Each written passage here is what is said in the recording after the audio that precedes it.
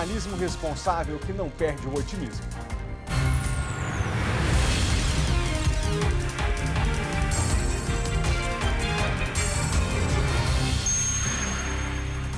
Possível incêndio criminoso em padaria de Ceilândia. Maicon Leão. Exatamente, o incêndio começou durante a madrugada e há indício justamente que ele tenha sido criminoso, já que aqui na entrada a porta foi arrombada, o caixa foi revirado. Nesse momento, o Corpo de Bombeiros faz a perícia e daqui a pouco a gente traz os detalhes dessa tragédia. Praticamente tudo foi destruído, Malta. Que dó. Já voltamos com o Maicon. A polícia investiga a morte de um policial federal aposentado dentro de casa na Asa Norte. Kátia Gomes. Raimundo Alberto Rosa, de 70 anos, era mais conhecido como Beto, foi encontrado morto ontem pela manhã. A polícia já tem um suspeito, um homem que foi visto pelas câmeras de segurança aqui do prédio. Ele entrou no apartamento do Raimundo, permaneceu por cerca de 2 horas e depois, quando saiu, ainda revistou o carro dele. Daqui a pouquinho a gente volta com mais detalhes. Faltam 5 dias para as eleições em 2022. Vitória Mello. Já sabe onde vai votar, Felipe? No e-Título tem todas as informações, inclusive quem tem a biometria pode usar o aplicativo como forma de identificação. Mas é preciso ficar atento se no app aparece a sua foto. Se não, deve levar um documento impresso com foto, como identidade. Daqui a pouquinho a gente vai trazer todos os detalhes. Combinado, Vicky. Inclusive falaremos do fato de que pela segunda eleição consecutiva aqui no DF, o Tribunal Regional Eleitoral liberou bebidas alcoólicas. Não está proibido nem vender nem consumir bebida no próximo domingo. O que você acha disso? A gente quer ouvir a sua opinião. O nosso jornal já começou. Em Ceilândia, um incêndio deixou uma padaria praticamente destruída. E o pior, há fortes indícios de que o fogo tenha começado de forma criminosa, já que antes de pegar fogo, a loja foi alvo de furto. O Maicon Leão acompanhou o rescaldo e o trabalho da perícia, que inclusive acontece nesse momento, né, Maicon? E ele já está com a gente ao vivo. Maicon, boa tarde, é com você. Exatamente, Malta. Boa tarde para você, para todo mundo ligado no SBT Brasília. Esse incêndio começou por volta de 3h30 da manhã e há esse indício que tenha sido criminoso justamente pelo fato da loja ter sido arrombada, inclusive por essa porta aqui, e no caixa da padaria, os proprietários, depois, claro, que o fogo foi controlado, os bombeiros, eles perceberam que o caixa foi revirado. Ou seja, há esse indício claro de que o incêndio foi criminoso justamente pela loja ter sido arrombada e ter esses indícios de furto, que o dinheiro foi levado. Praticamente tudo, Malta, foi destruído. Nesse momento, acontece uma perícia do Corpo de Bombeiros justamente para avaliar o estado e até mesmo onde esse fogo começou. Mais cedo, poucos minutos antes da gente entrar, também esteve aqui o Instituto de Criminalística da Polícia Civil para fazer essa perícia. Pelo lado de cá, a gente consegue ter uma visão melhor justamente do estrago. A padaria já estava funcionando aqui na região há cerca de 1 ano e muito querida pelos vizinhos. Todo mundo passa aqui perguntando o que aconteceu, os funcionários, a proprietária, todo mundo assim com interação muito bacana com os vizinhos. Ninguém consegue entender quem poderia fazer uma maldade como essa. A gente percebe praticamente tudo destruído. Nesse local aqui funcionava o balcão. Vou pedir até para o Edson mostrar com a gente de cá algumas garrafas, justamente o local, a máquina em que eram servidos o suco. Praticamente tudo aqui foi destruído. A Camila, que é a proprietária dessa padaria, está aqui com a gente agora. Ainda não deu tempo de calcular o prejuízo, mas, assim, muito grande, né, Camila? Boa tarde. Com certeza, boa tarde. Foi um prejuízo muito grande, viu? A gente nunca espera pelo fato, né? Mas, infelizmente, aconteceu essa fatalidade. Esse indício de que ele tenha sido criminoso foi levantado depois que vocês perceberam que uma das portas tinha sido arrombada e o dinheiro do caixa foi levado também? Isso mesmo. Eles arrombaram a porta e o dinheiro do caixa sumiu também. Aquela questão de que normalmente quando isso acontece sempre te perguntam, você tinha inimizade com alguém, mas pelo que a gente vê aqui até onde entrar, toda hora que eu vim te perguntar, ninguém acredita que fizeram isso com a sua loja, né? E é isso mesmo, aqui eu sou muito querida, os vizinhos mesmo gostam muito da minha padaria, gostam muito de mim. Eu acredito que seja usuário de droga ou esses moradores de rua. Apesar de sempre ajudar, vira e mexe quando não dava, eles chegaram a ameaçar que voltaria, que faziam coisas com você? Sim, tem uns que falam que a gente não dá pão, às vezes pede dinheiro, a gente não dá, eles ameaçam, então a gente vai te matar depois. E às vezes até quando você dá, eles reagem de forma truculenta. Isso. Aí a gente fica com medo, né? A mercê dessas pessoas, porque a gente fecha a padaria com medo também, medo de assalto. É complicado. Você estava toda contente que tinha pintado as portas, que estava renovando agora. Tinha renovado, tava já pintando as portas, ia pintar ela, ia renovar tudo, aí acontece isso. Não, até um sonho, inclusive essas grades aqui, ela estava até comentando, depois de ter pintado as portas, as próximas era a grade. E agora esse sonho encontra essa barreira, né? Não é o fim. Isso mesmo, mas eu não vou desistir. Eu vou levantar ela de novo. Se Deus quiser, eu vou conseguir tudo de novo. Você já chegou aqui bem na hora do incêndio, por volta de 4 horas, veio com o filho, família inteira para tentar ver o que dava para fazer. Isso, eu cheguei com meu filho, meu esposo, meu bebezinho, desesperada, tava pegando fogo, aí eles não deixaram eu entrar, os bombeiros, já fui chorando, ficando desesperada.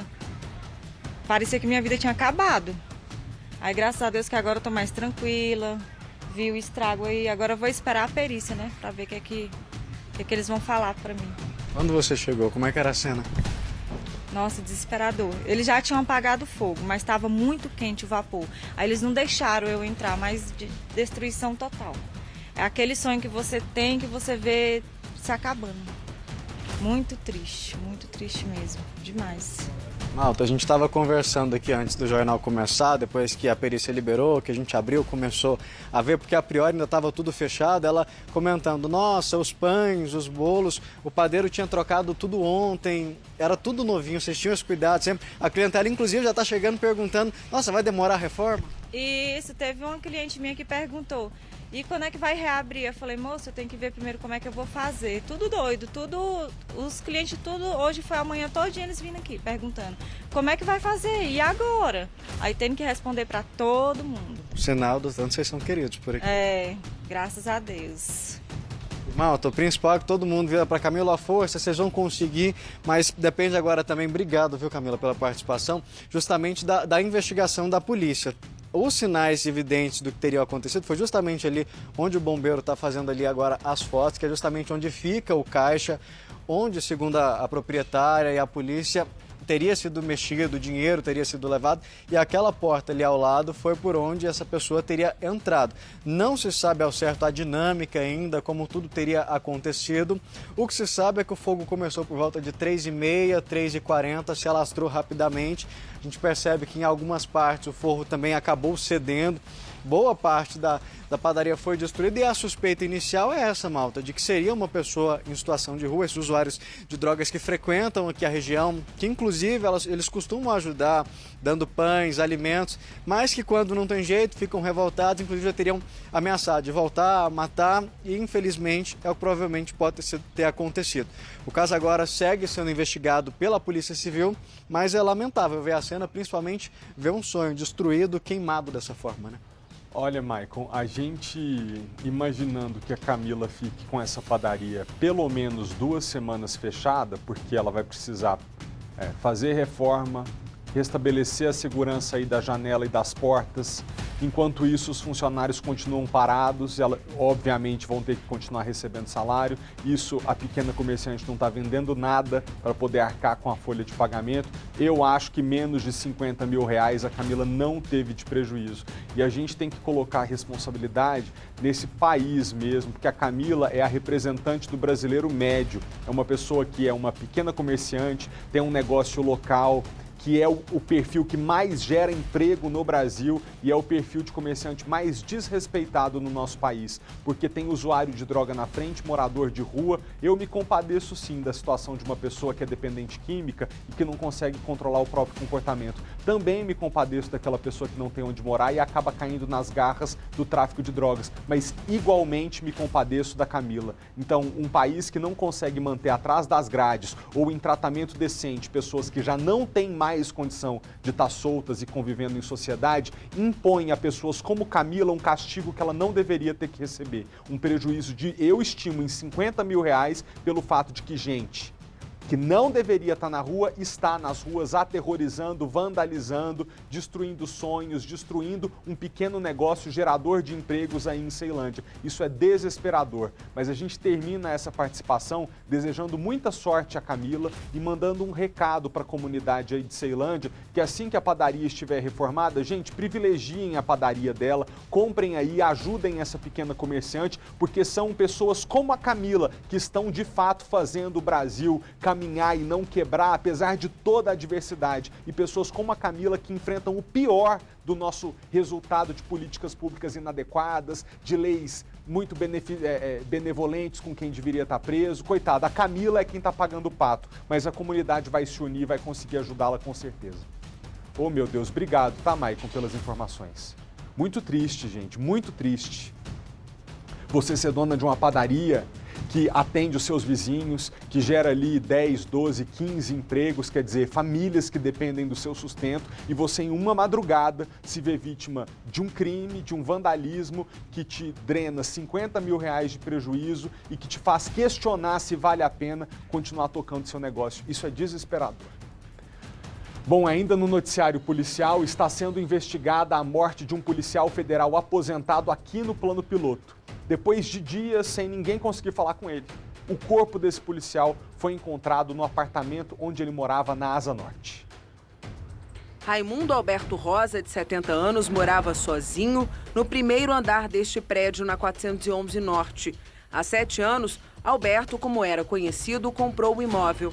Mas antes mesmo disso, já havia morado no mesmo edifício por mais de 15 anos. O corpo de Alberto foi encontrado neste apartamento na manhã desta segunda-feira, por volta de 10h30. Uma irmã e uma sobrinha dele vieram até aqui atrás de informações, já que ele não dava notícias desde a tarde de sábado. O carro dele ainda estava estacionado embaixo do bloco e foi o porteiro quem avisou a família sobre uma poça de sangue saindo do imóvel. No domingo, sempre minha irmã, que mora fora do Brasil, liga para ele, né? Mora na França. E ele não atendeu esse telefone. Minha irmã achou estranho. Ela ligou também pro fixo dele, também não atendeu. Aí ela achou estranho, tem alguma coisa acontecendo. Ele nunca não deixou de receber a ligação dela. Foi aí que minha irmã começou a me ligar. Falou, Fabiano, o Beto, ninguém consegue contatar com ele. Aí eu liguei para minha irmã, a Tânia, pedi para ela vir aqui. Ela veio, falou com o porteiro, com o vigia, tocou na campainha dele. E ninguém atendeu nada, aí ela viu o carro dele lá embaixo, tudo, mas não atendeu. De acordo com familiares, o servidor aposentado da Polícia Federal ainda trabalhava em uma representação do governo do Amapá em Brasília. Segundo a polícia, câmeras de segurança do edifício gravaram o momento em que um jovem foi autorizado a entrar no apartamento no sábado, 24 de setembro.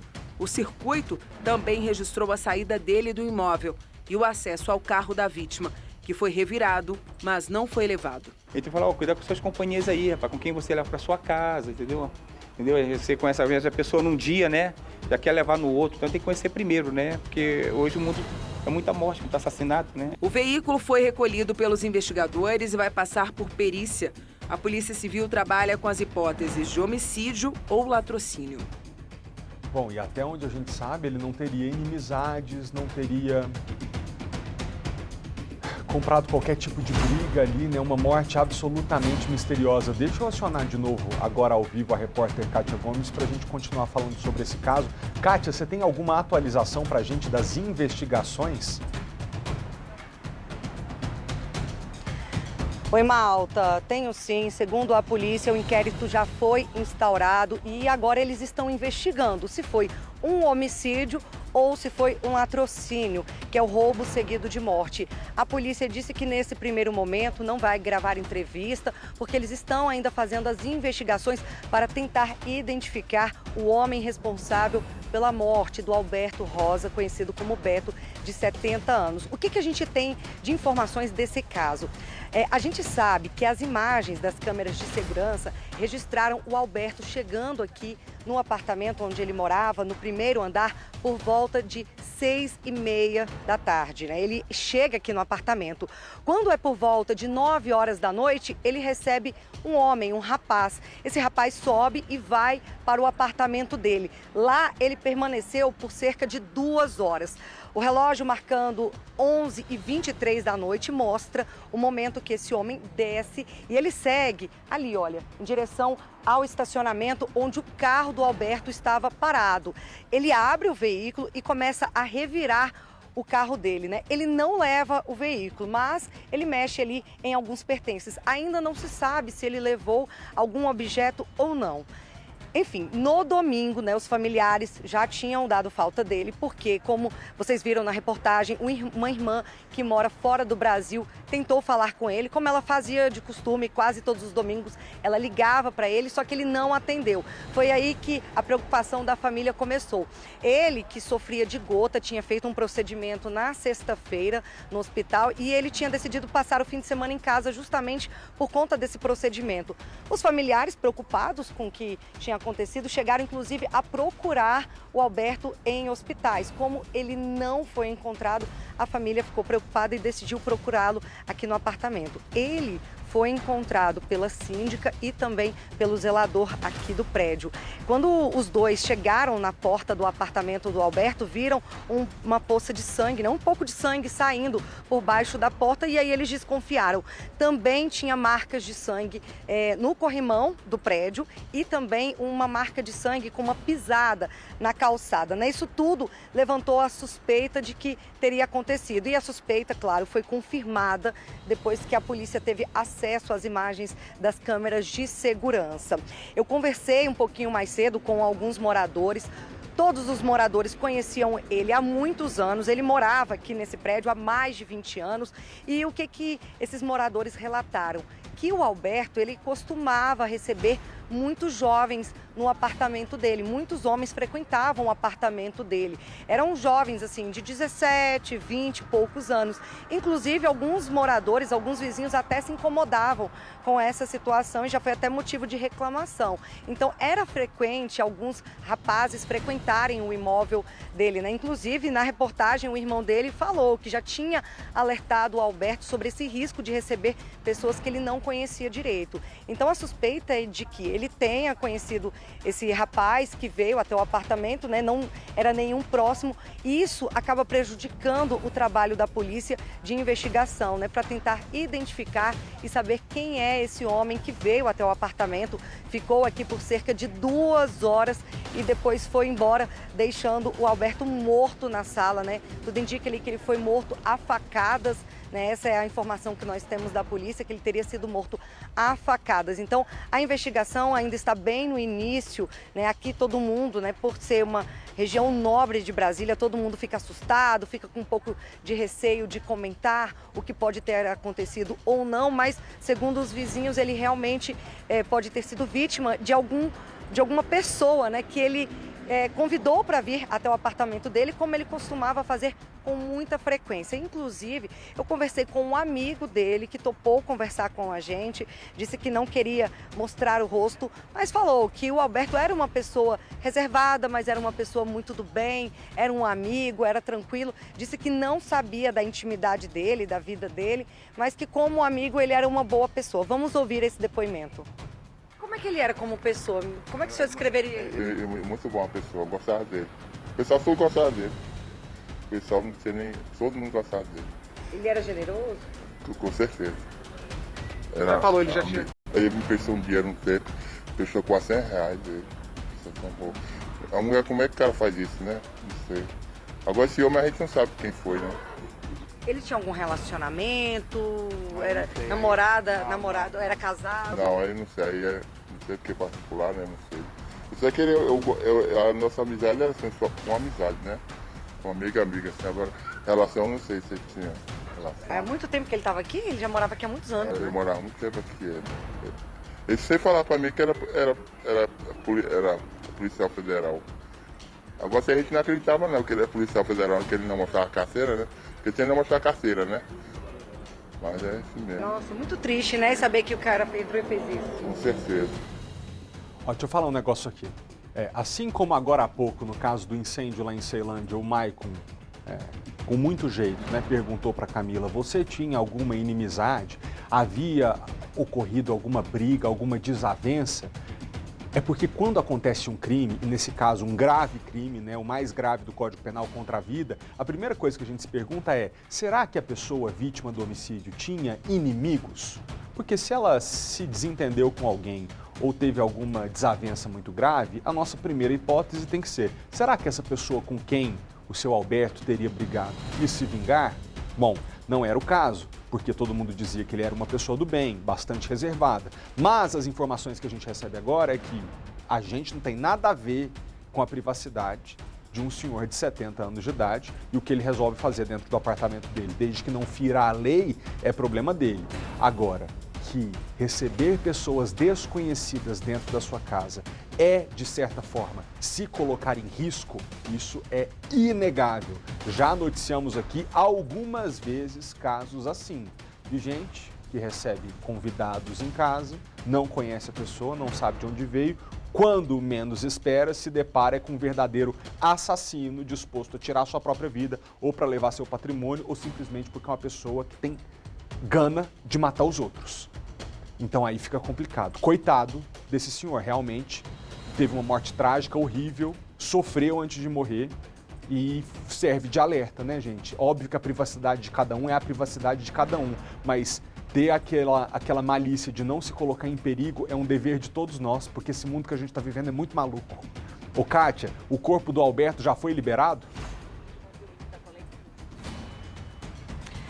Malta, foi liberado ontem à noite, mas ainda não marcaram o enterro e nem o velório, né? A gente está aguardando ainda essa informação da família para a gente poder acompanhar também. Mas a perícia foi feita já aqui no prédio, a questão da parte policial já foi toda resolvida. Claro, agora falta, né, os policiais identificarem esse assassino e entender o que aconteceu, por que ele foi assassinado, o que levou ele até a morte. Se foi realmente um homicídio, foi algum crime por vingança ou por algum motivo pessoal, ou se não, se ele foi vítima de latrocínio, que é o roubo seguido de morte. Essa daí é uma das principais linhas de investigação da polícia, justamente por isso, né? Pelo relato de testemunhas, relatos de vizinhos, de que o Alberto costumava receber muitas pessoas desconhecidas com frequência aqui no apartamento dele. Era muito grande aqui, então em uma dessas visitas, né, uma pessoa pode ter se aproveitado, visto ali uma oportunidade de roubar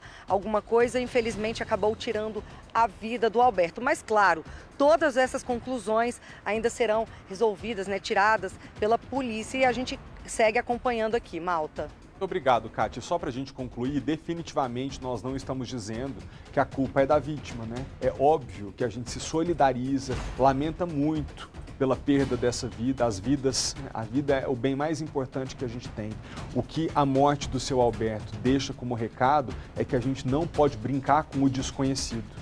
E a gente não pode confiar que uma pessoa que a gente recebe dentro de casa chega com boas intenções. Este não é o mundo que a gente está vivendo. Muito pelo contrário, a desconfiança tem que vir em primeiro lugar. O seu Alberto, ao que tudo indica, sucumbiu ao risco de receber dentro de casa uma pessoa que ele não conhecia, né? Infelizmente. Agora um caso que está tomando o noticiário também. Um adolescente armado invadiu a escola em que estudava no interior da Bahia, em Barreiras. Ué, aqui pertinho da gente, tá? 400 quilômetros de distância do Distrito Federal. E esse menino atirou contra os estudantes. Foi um desespero total entre os alunos. Uma aluna cadeirante de 19 anos de idade não conseguiu fugir do ataque e morreu. No vídeo, os alunos deixam a escola desesperados. Foi pouco antes das 8 horas da manhã, na Escola Cívico-Militar Eurides Santana, em Barreiras, a 800 quilômetros de Salvador. Os estudantes aguardavam no pátio a abertura das salas. O adolescente de 15 anos, que era aluno da escola, mas não estava frequentando as aulas, entrou no colégio com uma faca, um canivete e um revólver e disparou várias vezes contra os colegas. Um dos tiros atingiu Jeane da Silva Brito, de 19 anos de idade, aluna do 9º ano. Ela era cadeirante e não conseguiu deixar o local. Jeane, que também foi esfaqueada pelo suspeito, morreu no local. A polícia foi acionada e dentro da escola trocou tiros com o adolescente. Os policiais estão lá dentro trocando um tiro com um cara que chegou armado. Atingido por pelo menos 3 disparos, o rapaz foi levado ao hospital. O estado de saúde dele é grave. O pai do atirador, que é policial, prestou depoimento. Ele é o dono do revólver usado pelo jovem. Ele afirmou à polícia que a arma ficava escondida em casa e que não sabia que o filho tinha acesso. Eles são de Brasília, mas haviam se mudado há poucos meses para o interior da Bahia. Pouco antes do ataque, o atirador escreveu: "Irá acontecer daqui 4 horas e eu estou bem, de boa." Na semana passada, ele escreveu que tinha nojo de se misturar com as outras pessoas da escola. Também fez ofensas à região Nordeste e usou termos homofóbicos. E postou: "Os farei clamar pela minha misericórdia, sentirão a ira divina." A Polícia Civil não explicou a razão pela qual, apesar das postagens, o jovem não era monitorado. A escola suspendeu as aulas por 1 semana. O governador da Bahia se pronunciou. Inclusive a família já entregou o celular dele, o computador que ele usava, para saber com quem ele teve contato, com quem ele estava falando, se estava participando de algum grupo. O enterro de Jeane deve acontecer amanhã, às 4 da tarde. Meu Deus do céu! O repórter Fábio Gomes, da TV Aratu, que é a afiliada do SBT na Bahia, está acompanhando a repercussão desse caso no dia seguinte à tragédia. Fábio, é com você. Pois é, Felipe Malta, um abraço para você. Esse ataque triste que aconteceu ontem na Escola Municipal Eurídice Santana, quando por volta das 7 horas da manhã, esse garoto de 14 anos chegou armado com um revólver calibre 38, um canivete, uma faca e uma bomba caseira. Ao adentrar a porta da escola, ele deu o primeiro tiro. Isso fez com que os alunos corressem para o fundo da escola. Logo em seguida, ele encontrou a jovem Jeane da Silva Brito, de 19 anos, a vítima fatal. Deu um único disparo e depois vários golpes de faca. Logo em seguida, os alunos foram para o portão do fundo e conseguiram sair para pedir ajuda. Um policial à paisana passava pelo local, entrou na escola e aí iniciou um tiroteio com ele. O garoto foi atingido em 3 partes do corpo, recebeu 3 disparos. Foi socorrido para um hospital da região e permanece em estado grave. Nesse momento acontece o velório da Jeane, que está rolando em um povoado, na Ilha da Liberdade, lá mesmo em Barreiras, no oeste do estado. O sepultamento está marcado para as 16 horas. A gente aqui na Bahia está em estado de alerta. Isso porque ontem, após esse ataque em Barreiras, 2 escolas particulares receberam ameaças em grupos por aplicativo. Uma aqui mesmo em Salvador e uma outra em Lauro de Freitas, região metropolitana. O policiamento está reforçado, a ronda escolar está atenta, não só nas escolas particulares, mas também na rede municipal e estadual aqui na Bahia. Com você no estúdio, Felipe. Muito obrigado, Fábio. Que tragédia, né? A gente está vivendo tempos muito desafiadores, porque como conversar com crianças e jovens sobre a necessidade inegociável da gente respeitar a vida da outra pessoa. Esse rapaz parece ali na reportagem que falou que sofria bullying. Eu vou falar um negócio para vocês. Bullying é um negócio devastador mesmo, na formação do caráter e da personalidade de alguém. Mas de maneira alguma pode justificar um ataque brutal contra a vida da outra pessoa. A pessoa que cede a um bullying, se vingando contra o outro desse jeito, é um covarde. Porque na vida é assim, a gente ouve mais não do que sim, a gente ouve mais chacota do que elogio. Então você, criança, adolescente que está me acompanhando agora, eu vou te contar uma realidade da vida. A gente é mais criticado do que elogiado. A gente ouve mais não do que sim. E o bonito da vida é sair dessa jornada de cabeça erguida e com a mente em paz, sabendo que você se tornou um ser humano melhor e deixando a maldade dos outros para Deus resolver, não para você. Porque quando você resolve se tornar o juiz das coisas e decidir quem morre e quem vive, você está esquecendo que você também é falho, que você também erra, que em determinado momento da vida é você que vai ter que pedir perdão para outra pessoa. Então, meu amigo, entenda, a vida é mais maldosa do que bondosa, mais difícil do que fácil. E o bonito é sair da vida de cabeça erguida e com o coração em paz, jamais aterrorizando outras pessoas. Isso é feio, é covarde. Você vai ser lembrado pelo monstro que você se tornou e não pela suposta justiça que você fez com as próprias mãos. Isso é inaceitável. Deixa eu falar de saúde aqui agora. Os hospitais estão em alerta para o aumento de casos de gripe, principalmente em crianças. Um levantamento do laboratório Fleury apontou que o número de testes positivos para o vírus H3N2 mais que dobrou em uma semana. A Marcele e os 2 filhos enfrentaram uma gripe daquelas. Chegaram da escola já com sintomas. Estavam os 2 com febre bem alta, aquela febre que não passa nem com medicação, e ficaram bem ruins vários dias, com muita tosse, sintomas gripais, coriza, muita dor de cabeça. Um levantamento feito pela produção do SBT apontou aumento nas consultas de pacientes com sintomas parecidos em 4 hospitais particulares da capital paulista. Segundo o chefe de emergência do HCOR, o surto começou entre as crianças e adolescentes. A gente percebeu um aumento de 3 a 4 vezes o número de atendimentos, já com alguns casos de internação que não vínhamos acompanhando há algum tempo. Como os sintomas da gripe são muito parecidos com os da Covid-19, apenas exames laboratoriais podem indicar qual tipo de vírus. O que mais circula agora é o H3N2. De acordo com uma das principais redes de laboratórios do país, os casos positivos de influenza causada por esse tipo de vírus mais que dobraram na semana entre 11 e 17 de setembro. Segundo este infectologista do Sabará Hospital Infantil, a baixa cobertura vacinal contra a gripe, o relaxamento das medidas de prevenção de doenças respiratórias e o frio fora de época são as causas para o aumento de casos. E para evitar a transmissão, o indivíduo que está doente, utilizar máscara, procurar se manter em ambientes abertos ou procurar ventilar os ambientes onde essas pessoas estão aglomeradas e uma boa higienização das mãos. Deixa eu trazer agora um outro assunto muito grave, o golpe dos nudes. Presta atenção, tá? É quando criminosos enviam fotos de nudes se passando por belas jovens e depois a mesma quadrilha entra em contato com a pessoa que recebeu o nude, se apresentando como pai da tal jovem bonita que aparece pelada.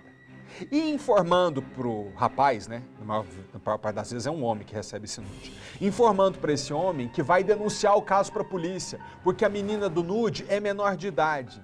Entende o esquema? A gente já mostrou esse caso aqui algumas vezes no jornal e a gente vai falar com o delegado William Bretz, que investiga uma quadrilha dessas em que a cara de pau dos bandidos era tão grande que eles usavam a foto do delegado-geral da Polícia de Goiás para coagir as vítimas. Quer dizer, mandavam mensagens se passando pela maior autoridade da Polícia Civil do nosso estado vizinho e diziam que estavam investigando o caso e que a vítima tinha que passar valores, dinheiro, para poder ser liberada de uma investigação, que no final das contas era falsa. Um golpe muito bem elaborado. Delegado, boa tarde para o senhor, obrigado pela presença aqui no jornal. Essa quadrilha que agia lá no Rio Grande do Sul montava um teatro, assim, muito bem feito para extorquir essas vítimas, não é? Boa tarde, Felipe. Exatamente. Esse grupo criminoso, ele se especializou nesse golpe de nudes, que você muito bem explicou o modus operandi, e por meio desses contatos fraudulentos, chegava-se a geralmente escolhidas por redes sociais, onde,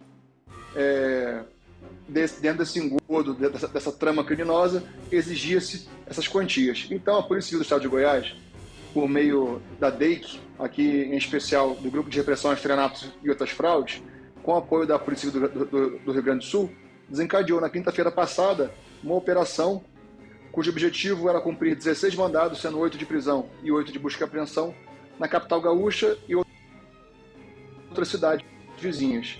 E com muitos deflagrar e operar todos os mandados de maneira muito 100%. Ô, Dr. Bretz, importante a gente dizer aqui o seguinte, eu não sei em que circunstâncias que esses homens começaram o contato com esses perfis achando que eram mulheres, mas na verdade era o perfil de uma quadrilha. E acredito que, na maior parte deles, o senhor me corrija se eu estiver errado, não tem nada fora da lei, né? Porque uma pessoa conhecer a outra num aplicativo de relacionamento, isso não é ilegal, isso está totalmente dentro da lei. Agora, é importante a gente até trazer essa informação aqui para o público, é a seguinte, a partir do momento que você passa a ser extorquido por algo que você tem consciência de que você não fez, O certo é você procurar a polícia e pedir ajuda. Nem de longe o correto é você sacar um dinheiro e ceder a uma extorsão, porque parece até que você está culpado. Você faz até uma meia-culpa da situação. Um homem que não sabe que está recebendo uma foto de uma mulher menor de idade, ainda que isso seja verdade, muito difícil que ele seja culpado por qualquer coisa, porque ele não sabia. Ocorre, Felipe, é que por meio dessa fraude que se utilizava da figura maior da Polícia Civil do nosso estado, eles diziam que não só haveria prisão, inquérito policial, processo penal, mas também iriam até a imprensa para colocar a cara daquela vítima como pedófilo. Então, muitas das vezes, a vítima se via desesperada e sem saída, acabava cedendo e constrangida efetuava os pagamentos. No entanto, como você bem colocou, é muito importante que, caso qualquer telespectador se veja numa situação dessa, inclusive esse grupo criminoso tem capilaridade de vítimas, inclusive no DF, procure a Polícia Civil para que nós possamos cruzar as informações e, caso seja o mesmo grupo, logicamente eles responderão da mesma forma. William Bretz, muito obrigado pela participação e pelo alerta que você nos ajuda a fazer aqui ao vivo. Bom trabalho para o senhor, viu? Obrigado, Felipe. Obrigado. Muito bem, agora a gente fala de eleições.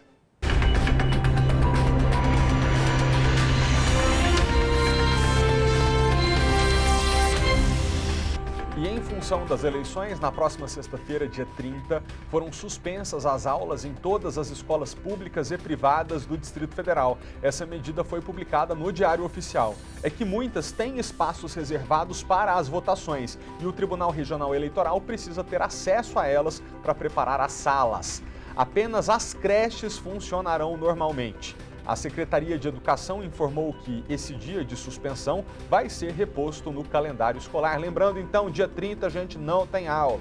A medida vale também para o dia 28 de outubro, caso haja segundo turno das eleições. Agora, outra coisa importante, a gente até quer ouvir sua opinião. Assim como nas eleições de 2018 aqui no Distrito Federal, o nosso Tribunal Regional Eleitoral manteve a permissão de venda e consumo de bebida alcoólica no domingo das eleições. Antes da gente ter todas as informações sobre essa determinação, se vale só para o DF, como é que vai funcionar em Goiás, pode beber aonde, não pode, eu queria ouvir a sua opinião, compartilhe a sua opinião com a gente. Como é que você faz? Daquele jeito de sempre. Pega o seu celular, abre a câmera e aponta aqui para o QR Code que está no cantinho. E quando você fizer isso, você vai se deparar com a seguinte pergunta.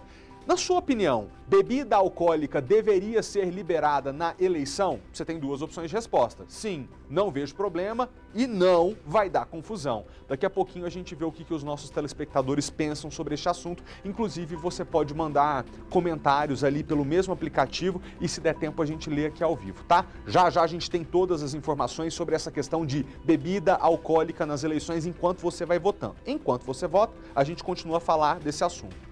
No dia das eleições, domingo, dia 2, é preciso que você fique atento para chegar direitinho ao local de votação. E para quem tem algumas limitações, por exemplo, a pessoa que tem deficiência, o TRE se preparou para atender esse público. A gente entende na reportagem.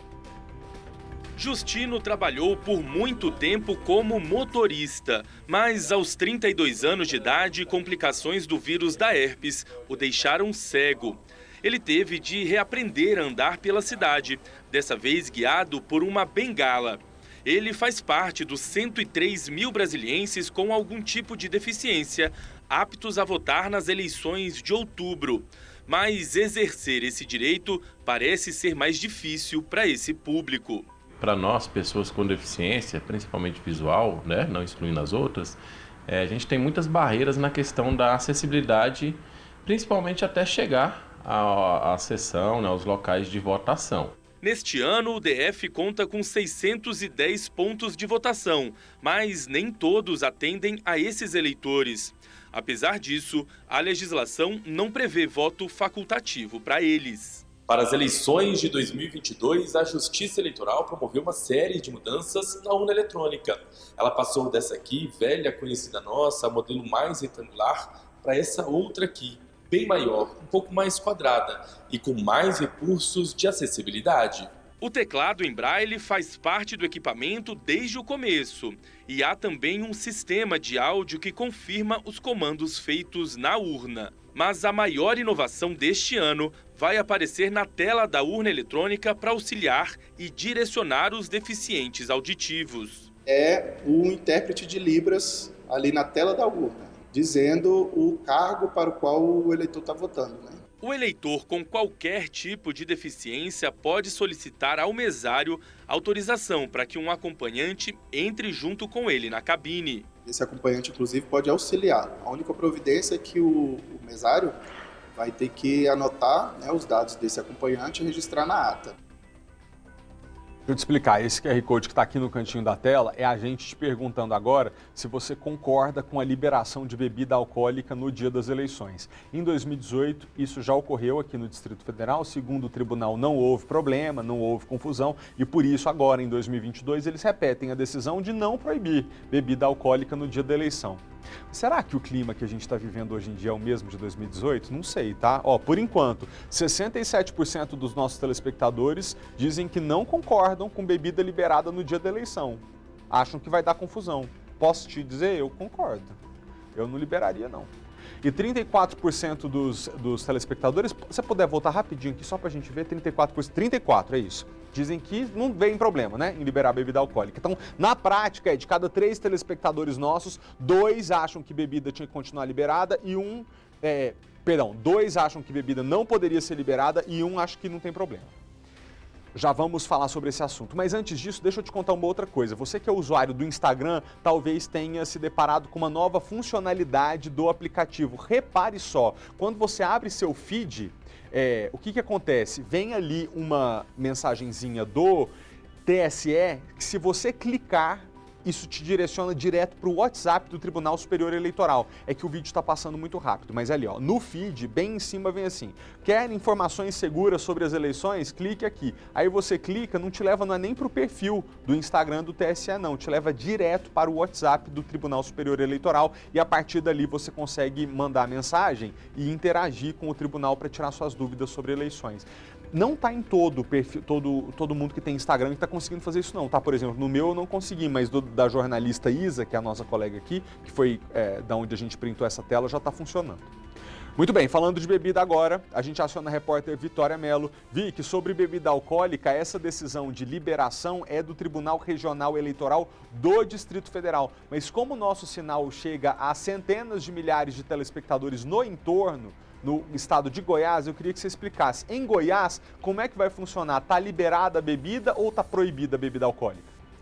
Então, Felipe, bom, primeiro boa tarde a você, boa tarde a todos. Em Goiás, vai depender a liberação ou proibição da venda de bebida alcoólica, vai depender do juiz eleitoral da cidade. Então, por exemplo, em Goiânia, há a liberação da venda de bebida alcoólica, mas já na cidade vizinha, Aparecida de Goiânia, o juiz determinou lei seca. Então, vai depender de cidade para cidade, até quem mora no entorno aqui do Distrito Federal, é importante ficar atento para a determinação da sua região.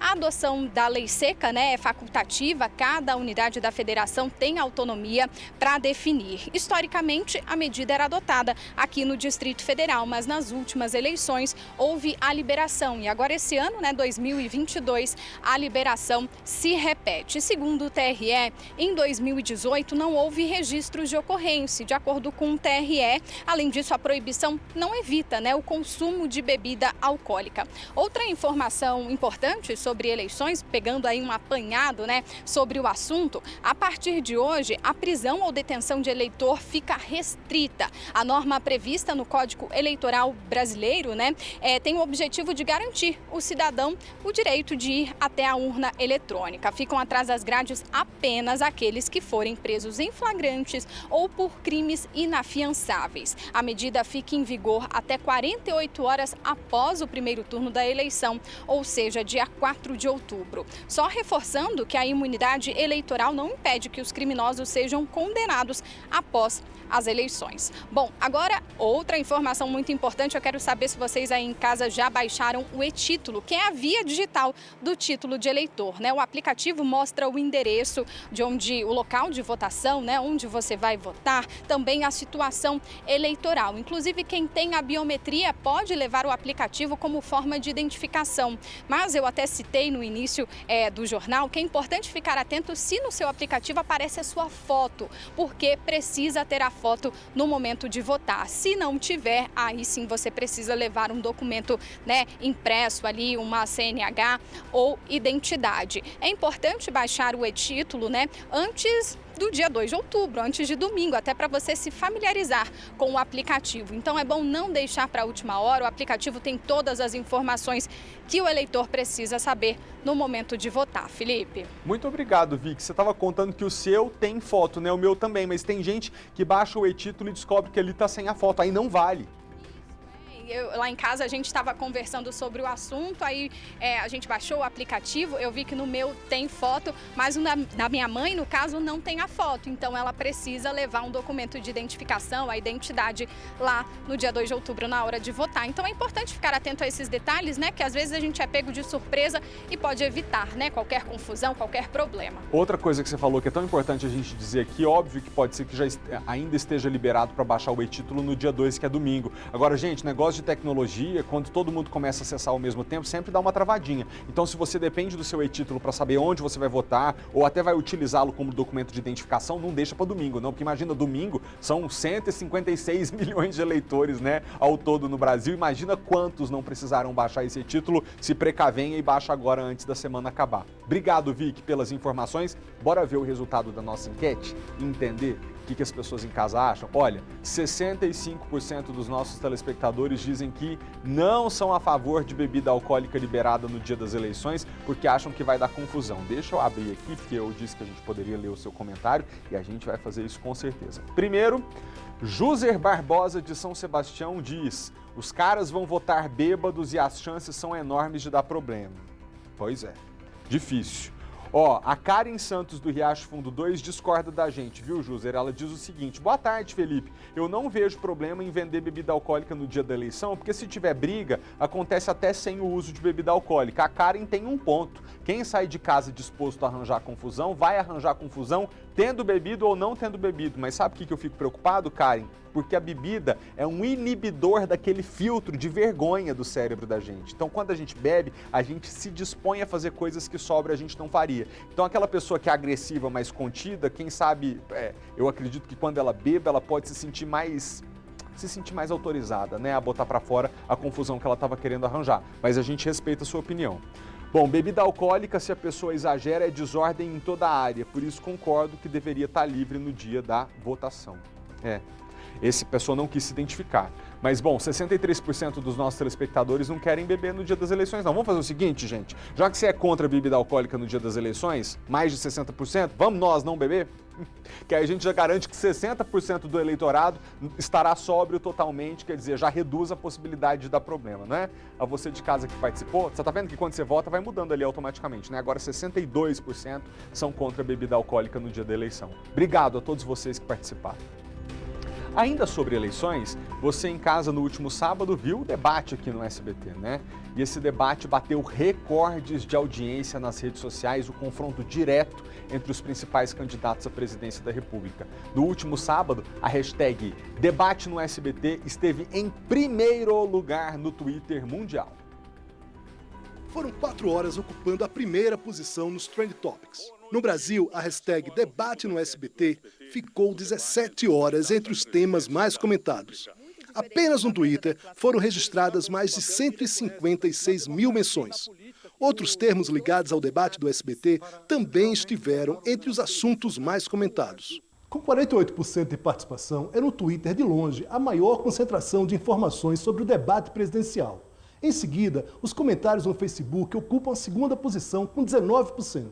O site SBT News, em parceria com o Instituto Lagum Data, fez um levantamento dos candidatos que mais interagiram durante as cerca de 2 horas de perguntas e respostas. A gente pegou os dados do Closed Caption, que é aquela legendinha que aparece lá embaixo na sua televisão, né?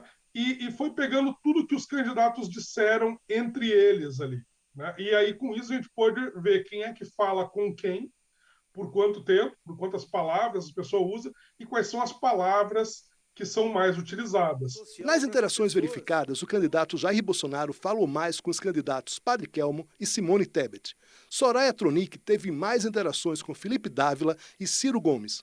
Simone Tebet dedicou mais tempo de perguntas e respostas a Bolsonaro e Padre Kelmo. Já Ciro Gomes a Soraya e Tebet. O candidato Felipe Dávila interagiu mais com Soraya e Padre Kelmo. E o Padre Kelmo com Bolsonaro e Tebet. Os assuntos mais comentados pelos candidatos foram corrupção, família, economia, educação e política internacional. No site do SBT News também é possível ver quais foram os termos mais repetidos pelos 6 participantes. Mesmo sem comparecer ao debate, Lula, do PT, ganhou destaque.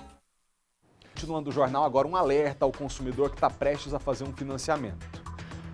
Apesar de o Banco Central não ter alterado a Selic na última reunião, o Brasil ainda cobra a maior taxa real de juros do mundo quando descontada a inflação.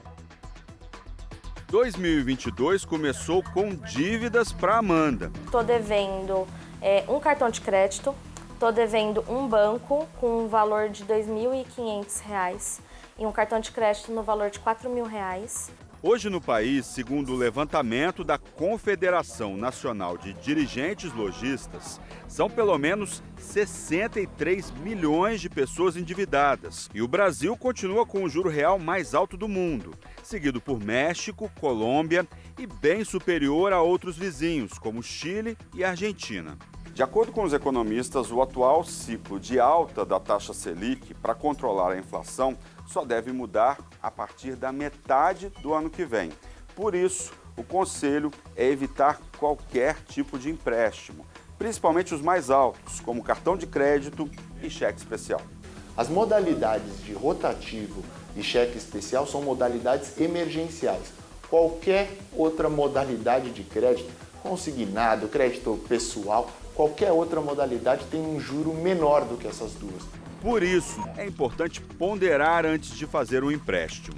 Uma fatura de R$ 2.000, você paga só R$ 1.000 dessa fatura. Os outros 1.000 que sobram vão incidir os juros que você pontuou, de R$ 399 ao ano, durante um período. Sem você gastar nada, esse 1.000 já vira 1.200 no final desse mês. A Amanda está tentando aprender com a dificuldade. Organização financeira, não se desesperar para ter as coisas, para eu sair do vermelho. Mais importante, né, amiga?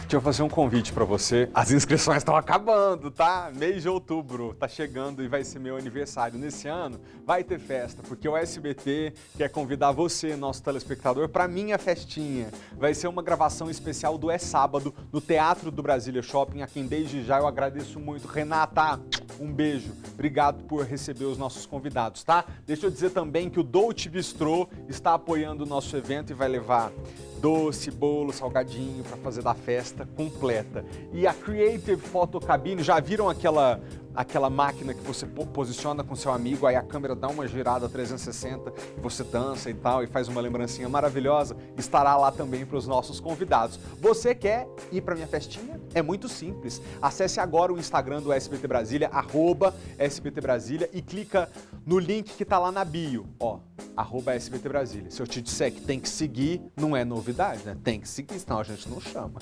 Aí você clica no link que está na bio e cai numa página de inscrição. Você vai colocar os seus dados e responder: escuta, por que você merece ser convidado ou convidada para a festinha de aniversário do Felipe Malta? Os telespectadores que enviarem as melhores respostas serão selecionados pela nossa produção e vão ganhar o convite. Vai rolar a festa e vai ser bom demais. A gente tem que fazer um rápido intervalo, tão rápido, tá bom? Mas a gente volta já. Antes do break, previsão do tempo. O céu tá claro, tá chovendo, como é que tá lá fora? Bastante nublado, hein? Temperatura nesse momento de 28 graus e a umidade relativa do ar 35%. Não é tão maravilhosa assim não, então aproveita esse intervalo e vai beber água, mas volta rapidinho, porque o nosso jornal também volta já.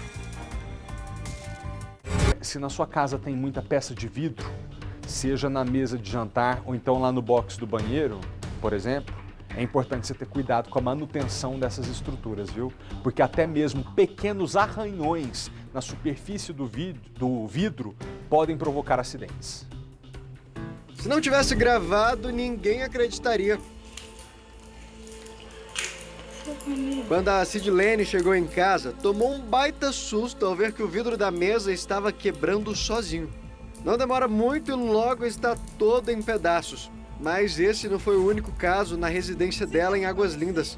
Outro dia, quando entrou na cozinha, se deparou com o vidro do fogão todo pipocado. Quem também se assustou foi a Emanuele. Ela estava dando um banho no filho Miguel quando o vidro estourou e caiu sobre o bebê. Ao ver o neném todo machucado, ela ficou desesperada. É um estouro muito grande que eu olhei pro lado, já estava todos os vidros caindo por cima dele, que ele levantou.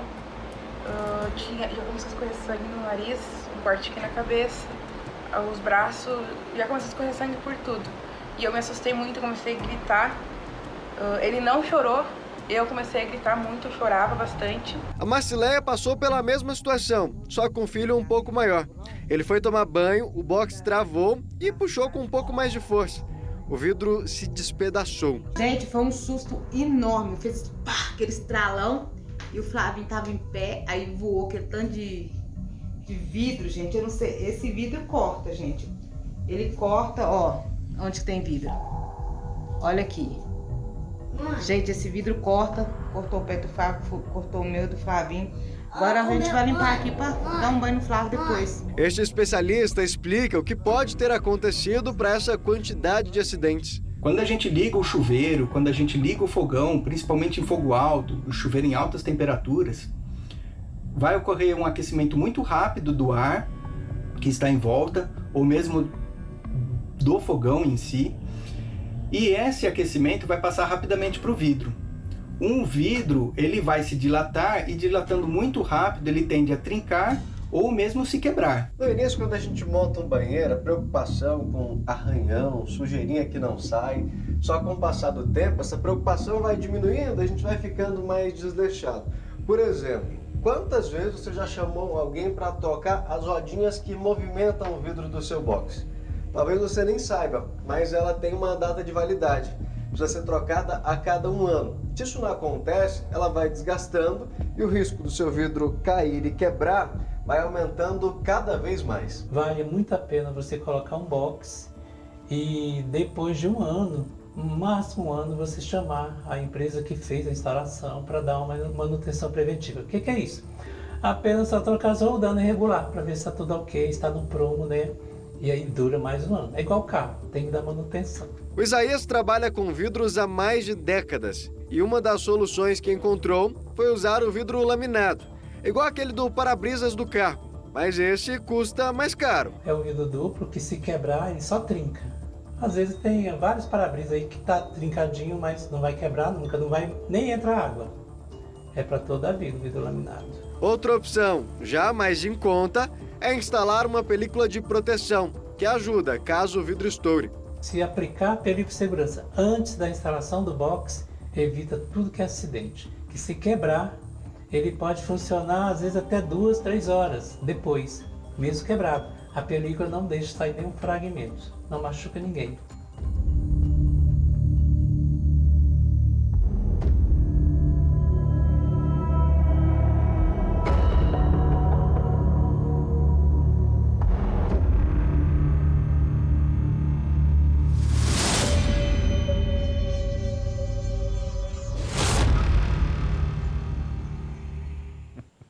Ai, o assunto é sério, mas com essa trilha aí, com essa música no final da reportagem, pareceu até filme de terror, né, gente? Ô, povo danado esse meu aqui. Vocês lembram que durante a pandemia o Detran permitiu que os motoristas continuassem dirigindo com a CNH vencida? Então, se você foi uma dessas pessoas, fique atenta, porque termina nessa sexta o prazo para renovar as carteiras que venceram em setembro de 2021. A Vitória Mello tem os detalhes sobre o que e quem, né, está nessa situação. Vicky, é com você.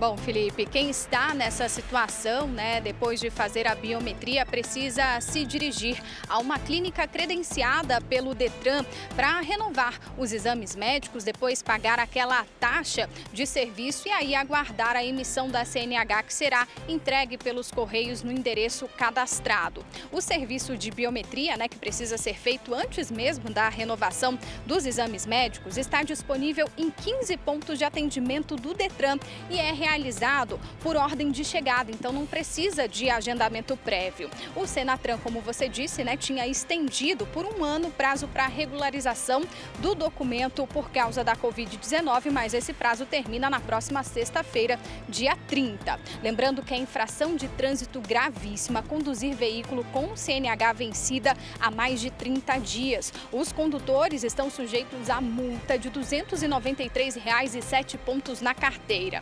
Para condutores habilitados nas categorias C, D e E, é necessário ainda a realização do exame toxicológico. Dirigir com esse exame vencido também é infração gravíssima, com multa de mais de R$ 1.400, além da suspensão do direito de dirigir por 3 meses. Então, quem se enquadra aí nessa situação, está com a CNH vencida, né, desde setembro do ano passado, a partir de sexta-feira vai começar essa cobrança, esse prazo finaliza. Então o condutor precisa renovar a CNH para não sofrer multas aí, até pontos na carteira e chegar a ter a CNH suspensa. Felipe. Obrigado, Vitória. Sobre saúde agora, um dado alarmante foi publicado por uma pesquisa do Instituto Nacional de Envelhecimento dos Estados Unidos. Veja só, os casos de Alzheimer devem triplicar no planeta até 2050. O Alzheimer, você sabe, né, é uma doença que surge com a idade, mas que também tem um forte fator genético. E embora hoje a cura pareça muito distante, há medicamentos que retardam um pouco o avanço da doença, que também pode ser melhor tolerada com mudança de hábitos de vida. Dona Helenir tem 72 anos. Há 4 foi diagnosticada com Alzheimer. Os esquecimentos frequentes fizeram com que a filha dela procurasse ajuda. E ela acordou e perguntou quem era minha filha. Já perguntou qual era o meu nome. De acordo com a Sociedade Brasileira de Geriatria, as demências acometem cerca de 2 milhões de brasileiros. Entre 40% e 60% possuem Alzheimer. A idade é o principal fator de risco, por isso os idosos são maioria. Hábitos de vida também influenciam no aparecimento e desenvolvimento da doença. Tabagismo, uso abusivo de bebidas alcoólicas, o não tratamento de doenças crônicas como hipertensão, diabetes, a falta de socialização, o não tratamento de doenças psiquiátricas como a depressão. Cigarro ela não esquece, né? Cigarro ela fuma. Cigarro ela fuma. Já estou fumando bem menos. Não estou fumando tanto que eu fumava. Enquanto não abandona de vez o vício, ela se apoia no crochê. Gosto de fazer crochê, diz que é muito bom para a mente da gente. Eles indicaram para eu tentar alguma coisa, né? Para ela fazer palavra cruzada, mas como ela nunca teve estudo, não tinha como, né? Quanto mais curioso for o cérebro, maior a reserva cognitiva que a pessoa tem. E esse é um fator protetor contra a doença de Alzheimer. A gerontóloga explica que o Alzheimer se apresenta em fases: leve, moderada e grave. A última acontece quando o paciente não consegue mais fazer tarefas simples. O paciente vai perder completamente a capacidade de cuidar de si, exigindo cuidado 24 horas, precisando às vezes de 2 a 3 pessoas se revezando. É nesta hora que o apoio e cuidado fazem toda a diferença. Procurem conhecimento sobre o assunto. Ter muita paciência, não levar nada para o pessoal, levar a rotina de maneira leve, entrando no mundo desse indivíduo acometido pela doença, sempre respeitando e sabendo que o amor sempre será a resposta, não importa a pergunta. Que lindo! Vou fazer um rápido intervalo, é o último break de hoje, mas antes de ir para o break, Deixa eu colocar você na tela do SBT. Vocês estão mandando foto de novo, né? Vai aparecer aqui no nosso jornal com certeza. Quem é que tá aí hoje? Vamos ver juntos. Ah, olha só. Essa é a dona Carolina, de 75 anos de idade, mãe da Samara, que mandou essa foto da dona Carol assistindo ao nosso jornal, dizendo: minha mãe Carolina, 75 anos, para tudo para assistir você, Malta, todos os dias. Ela é apaixonada por você, louca para te conhecer. Uai, Samara, você já se inscreveu para a dona Carol ir ao meu aniversário? Se inscreve, quem sabe a produção seleciona a sua inscrição e te manda o convite. Carol, beijo pra senhora, obrigado pela companhia de todos os dias, tá? Se você que tá em casa fizer uma foto igual, aparecendo você e o nosso jornal lá na tela da TV, igual a dona Carol fez, você manda para @FelipeMaltaTV, que sempre que a gente tem um tempinho aqui no jornal, a gente gosta de te prestigiar para te agradecer a audiência. Então, fica aí que a gente volta rapidinho, tá? Até já! A gente volta ao vivo até a quadra 411 da Asa Norte para atualizar as informações sobre a morte de Alberto Lago Rosa, policial federal aposentado que foi morto com sinais de violência. Kátia Gomes, qual é a última informação? Quais são as últimas informações que você tem sobre o caso? Oi, Malta, a gente segue acompanhando aqui o caso, né? Uma grande movimentação aqui de moradores entrando e saindo, todo mundo comentando sobre o caso que aconteceu, que chocou todo mundo que mora aqui na 411 Norte. Mais um detalhe, como a gente tinha comentado, né, na última entrada, é que alguns vizinhos, né, reclamavam da grande movimentação dentro do apartamento do Alberto Rosa, de 70 anos. Isso porque ele costumava receber muitas pessoas aqui no imóvel, principalmente jovens. Uma moradora até comentou, olha, eu acho que isso até demorou a acontecer, né? Infelizmente, por conta dessa movimentação. Para quem ligou o jornal agora, né, eu vou voltar sobre, desde lá do começo, como é que essa história começou, né? No sábado, foi a última vez que a família teve notícias do Alberto, né, que era conhecido como Beto por todo mundo. Na sexta-feira ele tinha feito um procedimento porque ele tinha gota e aí ele decidiu passar o fim de semana em casa descansando. Inclusive tinha avisado os familiares que ia ficar descansando. Ele chegou aqui no primeiro andar do apartamento da 411 Norte por volta de 6h30 da tarde. Quando foi às 9 horas, ele recebeu uma pessoa, né, um homem, subiu até o apartamento dele e lá permaneceu por cerca de 2 horas. As imagens do circuito de segurança registraram o momento que esse homem saiu. Era 11h23 da noite. E logo depois ele seguiu até o estacionamento onde estava o carro do Alberto, abriu o veículo, mexeu ali nos pertences do Alberto, só que ele não levou o carro. Ainda não se sabe se ele roubou algum objeto. No domingo, uma irmã dele tentou falar com ele por telefone, não conseguiu e foi aí que a família começou a ficar preocupada. Eles procuraram o Alberto em hospitais, já que ele tinha passado por um procedimento, não conseguiram localizar. Ontem, a síndica aqui do prédio e também o zelador foram até o apartamento e viram uma poça de sangue saindo por baixo da porta. Além disso, tinha marcas de sangue no corrimão e também uma marca de sangue com uma pegada na calçada. Então a polícia agora, Malta, investiga se foi um homicídio ou se foi um latrocínio, que é o roubo seguido de morte. Eu volto com você. Muito obrigado, Kátia, pelas informações. Torço muito para que amanhã, quarta-feira, quando a gente estiver aqui no jornal, a gente já noticie pelo menos a identificação desse principal suspeito de ter matado de forma tão violenta esse policial federal aposentado na Asa Norte. A você de casa, obrigado pela companhia e pela audiência. Depois do horário eleitoral tem mais SBT Esportes Brasil. Até amanhã. Tchau.